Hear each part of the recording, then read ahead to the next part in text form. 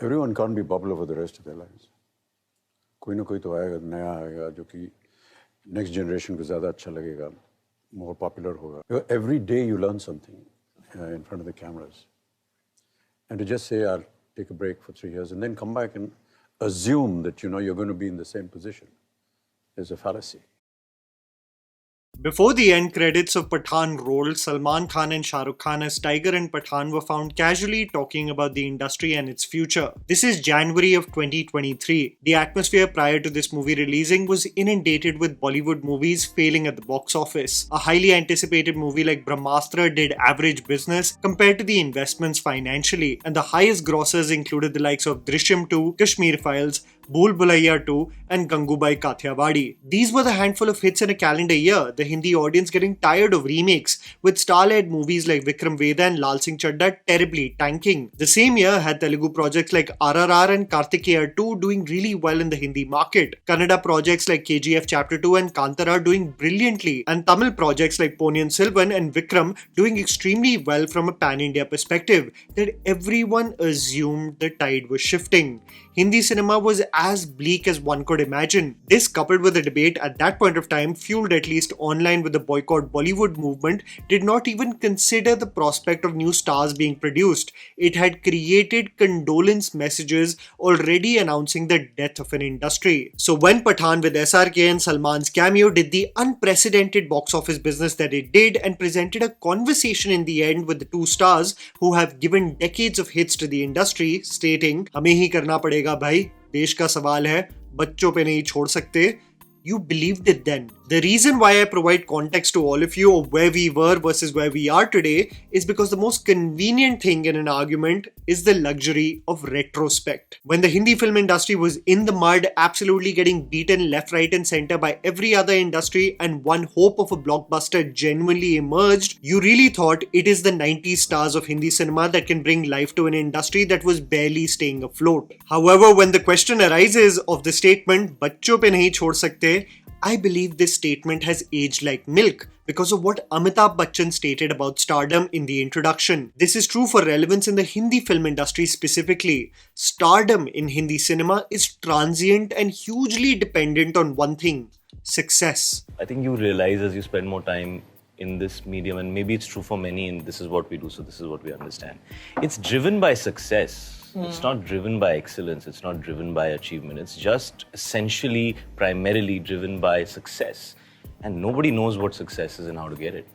So I think that's an insecurity that lies in this profession because of the nature of it. I think this is important to acknowledge when you look at the evolution of stardom in Hindi cinema since the 70s. Whenever I speak to my parents' generation, they say their earliest memory of fandom, of absolute madness, of pure hysteria regarding a Hindi film star was Rajesh Khanna, a man who was giving consecutive hits and was loved for his charm and flamboyance from the late 60s to the early 70s. The nature of what is transient in the Hindi film industry is that you never know who will take the mantle of being the next big thing. Amitabh Bachchan ruled the 70s with the rise of The Angry Young Man and Salim Javed movies, and there was an assumption that he would be unstoppable. But this changed in the 80s. This era that is considered to be the dark ages of Hindi cinema, where we mostly were seeing remakes of Tamil and Telugu movies appear as answers to commercial Hindi cinema, the presence of Anil Kapoor, Sunny Deol and Govinda showcased credible new talent as leading men and set in stone the notion that probably with each new decade there will be new faces that will rule the audience's heart. However, there is a unique feature to the 90s batch of stars from Hindi cinema that I believe is not acknowledged enough. It is remarkable that there are three actors. It happens to be the three of us, but it is remarkable that there are three actors who've got such a long span. Right. And all three equally successful and all three exactly at the same time.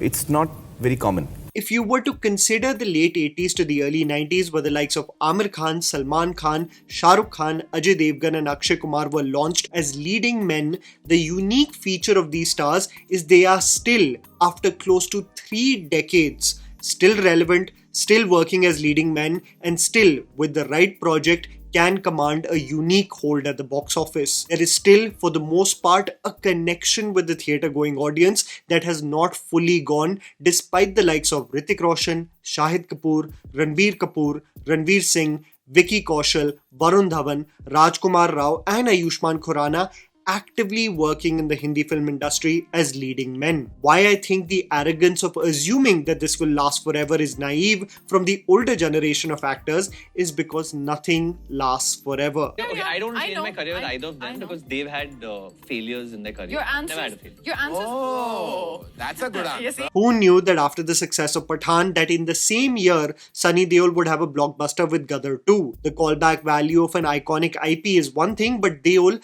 had not had a box office hit since guess what? 2011 with the first Yamla Pagla Deewana. In the same year, Ranbir Kapoor would star in a box office blockbuster like Animal, and Hindi cinema with success dispersed throughout the calendar year saw one of the most profitable and financially lucrative years they had seen since quite some time. So whenever there is a sweeping statement that creates a binary, manje ye hai to kuch nahi, मैं हूँ और बाकी सब ठीके हैं, you should always take it with a grain of salt or with humor because the oscillating nature of this industry is such that you can be at the top of your game at one point of time and just completely falter within a few months. Avid fans of Hrithik Roshan would assume that he would soar even higher after a blockbuster like War, and the predicament post the pandemic has been entirely different. This is true for Akshay Kumar, whose movies and their box office performances are unpredictable. A movie like Selfie can gross 23 crores with a 100 crore budget, but a mid-level project like Oh My God 2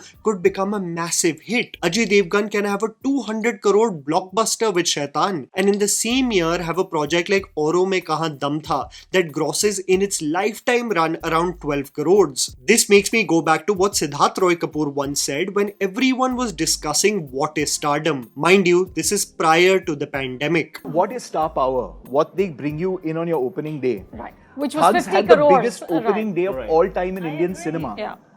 That's the star power. Then it's about the film. But with Hindi cinema today, when this day one number is not even guaranteed across the board, then what becomes the star? It is not the individual, but the project. And this is where I have to mention the three-horse race that people consider the baton being passed to from the 90s batch of actors, which is Vicky Kaushal, Ranveer Kapoor, and Ranveer Singh. We often reminisce about the era in Hindi cinema where we would get a wide variety of films on the big screen with the likes of production companies like UTV and Phantom, where even the supposed indie mid-budget films had a huge patronage in cinema halls. But this was prior to the digital and streaming platforms takeover, which normalized viewing exceptional storytelling from the comfort of your home. Anomalies will always exist, but the standardized approach for all producers post the pandemic has become what Ayushmann Khurrana said on a roundtable a few years ago. The trigger, the usher towards theatres, I think has to be great.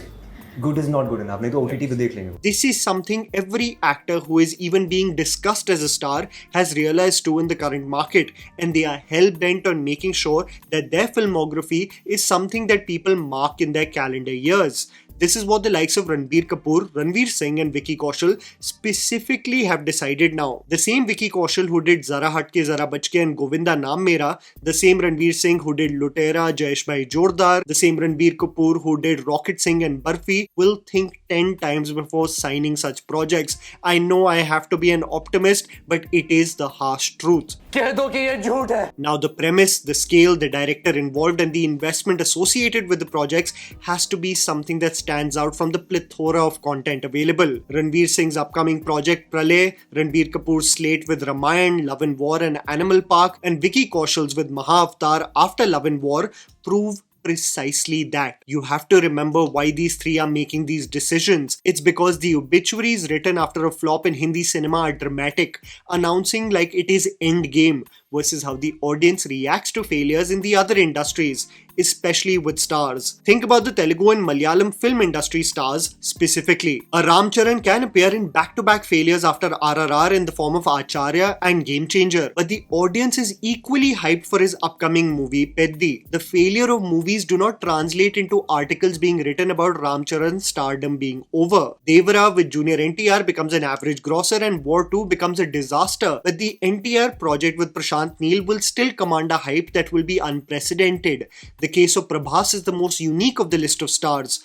Terrible flops, movies that are of extremely poor quality, and in some cases even Prabhas being poor in those movies like Radhe Shyam, Adi Purush and Raja Saab are criticized when they release, but the audience always pivots the attention towards what may be good in the midst of mediocrity, namely Salar, and what lies ahead, hopefully in the form of spirit. If you were to see two legends like Mammootty and Mohanlal as well, their failures never lead to the media announcing their careers or stardom to be over. Their contribution to the industry is far too profound to be dictated by one flop. So a Mammootty can have terrible projects like Christopher and Turbo. A Mohanlal can feature in facepalm-inducing films like Barrows and Vrishabha. The latter being one of the biggest financial disasters in the last 10 years or so, by the way. But Drishyam 3 and Patriot will still have a lot of hype pre its release.